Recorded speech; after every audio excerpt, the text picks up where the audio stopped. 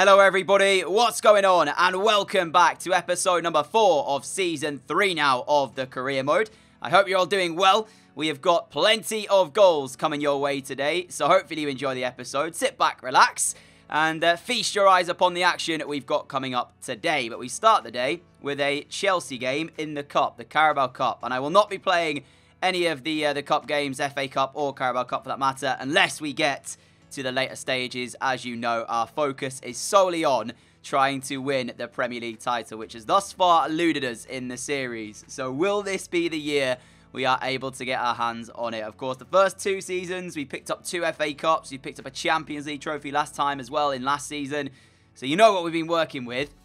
But yeah, this season is the year we go for it in the league. And I showed you the slider settings. Of course, they will remain the same throughout the entire episode. So I show you them heading into game 1 against City. And that is what we're working with moving forward. Of course, ultimate difficulty as well. City's 11, though, featured Stefan in goal. He actually played against us a while ago when we last faced City. I didn't actually see that at first, but then I was wondering what on earth had happened to Ederson. As I'll show you later on in the episode, turns out he's had a long-term injury, which is why Stefan has been playing as City's number 1 this year. It's not because he's not getting picked. It's not because they've sold him. He's got a long-term injury. So if you're wondering why that is the case. But we started off the game in the best way possible. That man again smashing it into the top corner as we set him through. He just doesn't miss in and around the penalty area.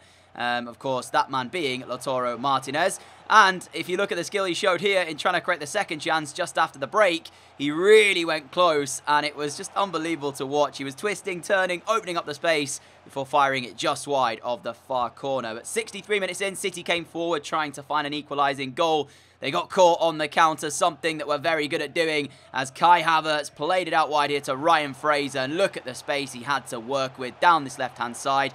They were trying to track the run of Martinez, just allowed Fraser to go all the way through, and he fired it home into the top corner. So 2-0 up in the game, looking likely we were getting the 3 points from the Vitality Stadium. What a performance, but things got even better for us 20 minutes from time after Havertz into the feet of Martinez, and this is what he does best. When he's bearing down on goal, you just can't give him an inch in your penalty area because he'll take a mile. 3-0 Bournemouth, his second of the game, and it takes him on to over a goal a game now. It's just insane to see, as Stefan, no chance with that. I don't even think if Ederson had been in goal, they'd have really been able to save it either. And we weren't done there, ladies and gentlemen. We got a 4th goal. Again, Martinez involved, lays it out to Brooks. Brooks to Havertz. Havertz on a plate, and it's the hat-trick for our number 9. 3 minutes to go. 4-0 was the final score. We absolutely smashed City in this game. And that was quite surprising to me, because I came into this expecting a challenge, and it proved not to be the case, even with ultimate difficulty and the slider settings the way they are. So yeah, City just didn't turn up. That's their 11, by the way, that I showed you. That's what they finished with, a 3-4-3.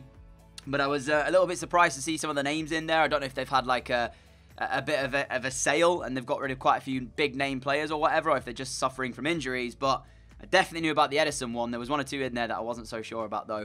But moving forward, we had a few sim games to go through. CSK in Moscow in the Champions League, a 5-0 victory. And it's one thing that's frustrating me about career mode is when you sim a game, it uses your main team, even if you've highlighted the second team instead. But nevertheless, after that, it was Fulham. Another 5-0 victory away from home in the Premier League. Then we went to Wolves at home. And this one being I believe, a 1-0 win. Haaland getting the only goal of this game. And even though we didn't actually start Martinez in these games here, just because of the fact that I forgot to take him and put him back on the team, Haaland actually did alright. So I can't complain. Haaland is a quality backup striker to have. Arguably should be starting, of course. Scored a hat-trick at the weekend for his new club, Borussia Dortmund, if you didn't see that. Bags of quality on the young man. And we end off the sim games there with that last one, a 3-0 victory. I think it was 3, was it? Was it 2? I know Fraser got 2 goals. But yeah, moving into the second game then of today as we face West Ham. History beckons for their striker Damata, number 9. You might remember, was it last episode or the one before that? We faced Newcastle, and it was a tale of the number 9s. It was us, of course, Lautaro Martinez, and for them, it was Andrea Belotti, and he actually got the better of us, scored all 4, was it? Or was it a hat-trick? Yeah, one of the 2. So I wasn't really feeling the whole most confidence heading into this when I saw that Damata was on course for an incredible year at West Ham, but nerves were quickly squashed after 6 minutes when Kai Havertz fired in with the left foot into the bottom corner. Quality finish, and this is what we paid the money for. Left foot, right foot, whatever you want. He'll do this on a regular basis. So that's the aim anyways. No chance whatsoever for the West Ham goalie. And like I mentioned, any nerves that we potentially had heading into this were quickly gone as we made it 2-0 after 20 minutes. Need I say more? Need I say more? If you lot are playing career mode right now and you haven't looked at Lautaro Martinez as your striker, I cannot offer you any more than what we are seeing here. If you haven't got him, see if you can pick him up, because he is just, for me anyway, at least my personal time on FIFA 20 career mode, is the best striker I have used, without a shadow of a doubt. Whatever you give him inside that penalty area, it's either on target or it's in. We were 2-0 up, we should have been 3. Ryan Fraser, excellent work to let it run through his legs. The ball, then he gets the shot away, but I don't know how he didn't hit the target from it. West Ham's best chance coming 19 minutes from time, with that one going over the top of the crossbar. So, yeah, pretty frustrating game for them by all accounts, and it got even worse when they were trying to play their way around in the centre of the park. Lo Celso stole it away, sent through Martinez. Look at the strength he's got here and the pace to break through. Near post finish, no problem whatsoever. And it was 3-0 Bournemouth. He thrives on that, Martinez. He loves a bit of a physical battle. He's quick to get there as well. And there you go. So, 3 points again. Following up from a 4-0 win in Game 1, we managed a 3-0 win against West Ham United in Game 2 that we actually played. When I'm playing like this, I feel like this title is certainly one to be taking, as like it should be simple. But then I go through phases where I do this against the slider settings and ultimate difficulty, and then like I'll play against one of the bottom 3, not play very well at all, and end up losing. So, as much as I want to get behind these performances and say how good they have been, I'm fully expecting us to potentially slip up in the near future against a team that you just wouldn't expect us to.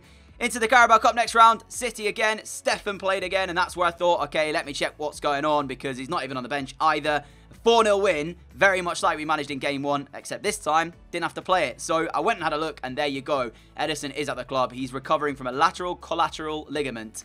A bit of a mouthful, but we managed it anyway, and I'm sure when he returns from that, he will head back into the City 11 as soon as he's back from that injury. But it seems like they've been without him for a few months now. But there you go. So, moving on into the next game. And we took on high-flying Everton. They are having quite the season at the moment. Players to watch. On our side, it has to be one man.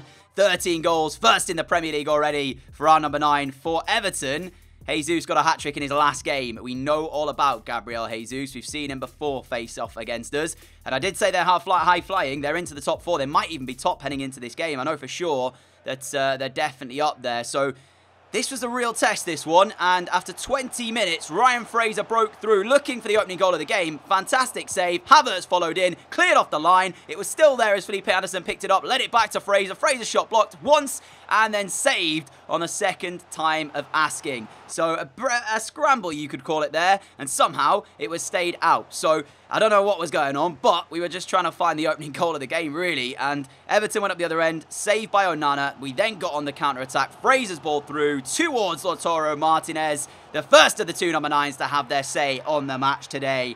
And we were in front. And it's a class finish again. I'm running out of superlatives to describe Lautaro Martinez because he's just doing so much for this Bournemouth team right now.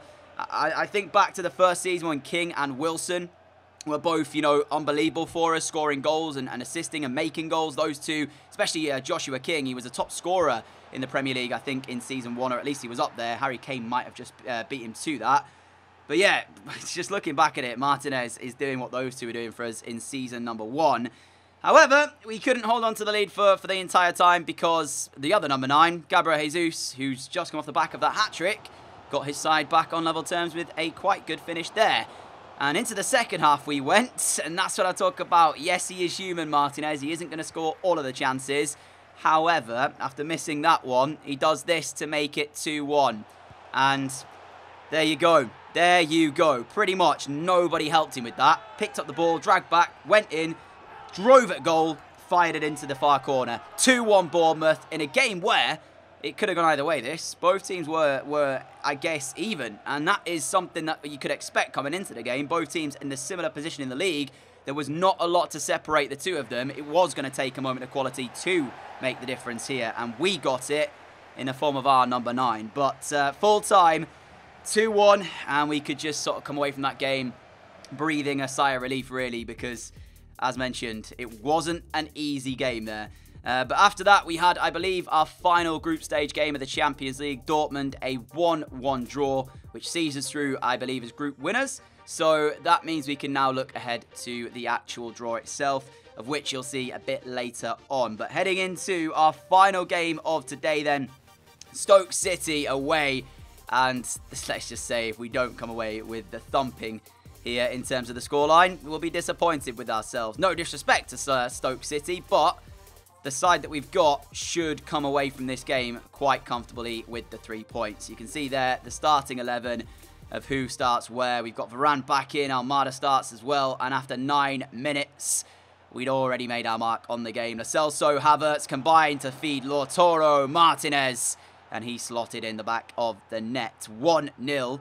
And I have to say as well, the move that it was, this is what I really like about when you get those ping-pong passes, you know, the sort of 1-2 touch stuff. When it pays off, it looks so good, and that's what you want to see more of, you know. We want to see those crisp movements from us, the crisp passing, and making sure we're just dominating games a bit more. 16 minutes in, again, it's just the work of our number 9 as he gets into the area. I love that little bit of, you know, the fake shot. If you do it, and like, I actually don't know how you do it properly, but I feel like I hold down L2 on Xbox and then sort of hit B8. It does like a thing where it'll do the fake shot, but then drag the ball to both feet, and it kind of throws off the defender a little bit. But the finish into that near post is inch perfect. 2-0, Stoke struggling, to put it lightly, and it was 3 not so long later when Lo Celso again picks up the ball, long ball over the top, Martinez fighting for it, left-footed finish, bottom corner, hat-trick already after 42 minutes. Part of me was thinking, should we bring him off, because he's already got his goals today, and I don't want this to get too embarrassing for Stoke. Then again, I thought, why would I do that? Let's just leave him out there. He might go on to break a record or something. But that just shows you both feet, left foot, right foot, no problems whatsoever. Stoke heading for a bit of a difficult afternoon. And Almada had a free kick just after the break, and it was brilliantly saved, to his credit for the Stoke goalkeeper. Yeah, it got up really well to make that stop. That was heading into the top corner, but it was one-way traffic as Linz came on as well for us, the five-star youth academy player that we have, as Almada is in at the back post here to smash it home to make it 4. But it was nice to see, you know, Linz getting some game time. I'm not sure about what we do moving forward with him. Of course, if I win the Premier League this season, that will probably be it for the series for now. I've mentioned this before. You know, with this series being the way it is and running 3 series on the channel at the same time, it's a lot of work, and it's work that I'm not sure with us heading into the new year now I'm going to have time to be able to do. So that's pretty much why I want to win this league title. I'm not sure if I've mentioned that on this series before in terms of the actual video, but that's pretty much why we're going for it, trying to get this title done so I can safely say I've done pretty much the 2 I wanted to do, the Premier League and the Champions League. We were 5-0 in the game, with Martinez getting his 4th of it, and that was full time. So what a performance, what a display. It has been a tremendous episode today. We have done ever so well. We've climbed up the table a bit more. We're piling the pressure on the top. Let's just see if we can keep it going into the next episode. As you can see, we sit 2nd place, a point behind Spurs on the same points as Everton. 1 more games result to show you. Burnley at home should have no problems with this, so I decided to go ahead and sim the game. A 3-1 victory secures us the 3 points. And coming out of that as well, we'll look ahead to the player stats and see exactly who is where in the table. I mean, Martinez is just so far ahead of anyone else. It's a little bit ridiculous, really. 8 goals above the next, which is Roberto Firmino, who boasts a very good record. 12 in 16 is nothing to shake your head at. It's still an incredible, you know, goal-scoring record. It's just Martinez has just broken it, really. So that's how the table looks then, ending the day off. Joint top with Everton after that result, 40 points. But even with the sort of games we've had today and the dominance, we're not, like, ahead of anyone. We're there. It's kind of crazy to see that. We're smashing teams left, right, and centre, yet we are not ahead in the Premier League. So we'll look to improve on that next episode. Nevertheless, though, guys, a massive thank you for watching this one. If you have enjoyed it, a like would be greatly appreciated. As always, a huge thank you for all of your support on the channel as well. Until next time, have a great day, have a great evening, and I will see you all again very soon. Adios.